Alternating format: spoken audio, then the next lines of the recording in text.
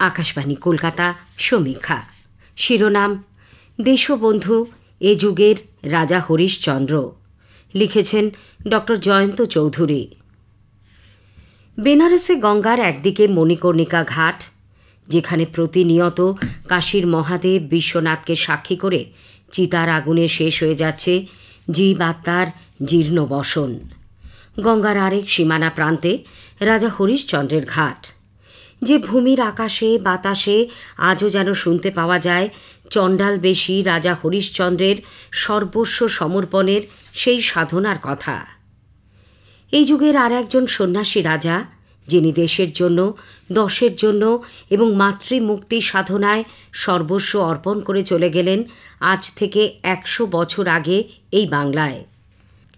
দার্জিলিংয়ের স্টেপ অ্যাসাইডের বাড়িতে 16 জুন 1925 সালে তার হঠাৎ চলে যাওয়াটা খুব একটা স্বাভাবিক ছিল না।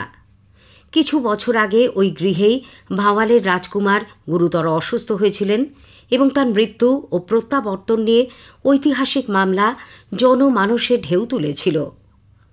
বিখ্যাত ব্যারিস্টার, অর্থ বৈভবে নাম ডাকে এবং নীরব দান ধ্যানে যিনি দেশবাসীর চিত্ত জয় করেছিলেন, তিনি চিত্তরঞ্জন। কিন্তু তার ভাগ্য দেবতা বোধহয় শৈশবের চিত্তরঞ্জন নামে সন্তুষ্ট ছিলেন না। তাই দেশবাসীর স্বতঃস্ফূর্ত ভালোবাসায় তিনি পরিণত হলেন দেশবন্ধুতে। একসময় ব্যারিস্টার চিত্তরঞ্জন দাস যে অর্থ উপার্জন করতেন, বাড়িতে ফিরতে না ফিরতেই সেই অর্থ তুলে দিতেন বহু গরিব মানুষের হাতে, যারা অপেক্ষা করতেন তার বাড়ি ফেরার। সহধর্মিণী বাসন্তী দেবীও স্বেচ্ছায় হাসি মুখে সহমর্মী হতেন। জন্মসূত্রে ধার্মিক চিত্তরঞ্জন অজস্র কবিতা ও গান রচনা করে গেছেন। নিয়মিত নারায়ণ পত্রিকার সম্পাদনা করেছেন। বৈষ্ণবীয় ভক্তি ও সেবার মানসিকতা সঞ্চারিত হয়েছিল তাঁর শিষ্যদের মধ্যেও। কিন্তু তার সাগর সঙ্গীতের সুর শুধুমাত্র সাহিত্য সৃষ্টিতে সীমাবদ্ধ রইল না। স্বাধীনতার লক্ষ্যে তৈরি করলেন স্বরাজ্য দল, হলেন কলকাতা শহরে প্রথম মহানাগরিক। কলকাতা শহরের পৌর পরিষেবায় আনলেন আমূল পরিবর্তন। যজ্ঞ সঙ্গত করলেন তার প্রিয় শিষ্য সুভাষচন্দ্র। দৈনিক বাংলার কথা ও ফরওয়ার্ড পত্রিকার মাধ্যমে দেশবাসীর ব্যথা বেদনা সংগ্রাম মানুষের দরবারে তুলে ধরতেন তারা। চিত্তরঞ্জন দাস ও সুভাষচন্দ্র বসুর অক্লান্ত পরিশ্রমে গড়ে ওঠে দক্ষিণ কলকাতা সেবক সমিতি, দক্ষিণ কলকাতা সেবাশ্রম, জাতীয় বিদ্যাপীঠ সহ নানান শিক্ষা প্রতিষ্ঠান। গরিব মানুষের সেবা তাদের কাছে হয়ে উঠেছিল দরিদ্র নারায়ণ সেবা। দেশবন্ধু তার নিজের বসত বাড়িটি সাধারণ মানুষের হিতার্থে দান করে উঠে গিয়েছিলেন ছোট্ট একটা ভাড়া বাড়িতে। দারিদ্র্যকে অক্লেশে বরণ করেছেন সপরিবারে। অহিংস, অসহযোগ, বিদেশি বস্ত্র বর্জন প্রভৃতি আন্দোলনের জেরে অনিবার্য কারাবাস।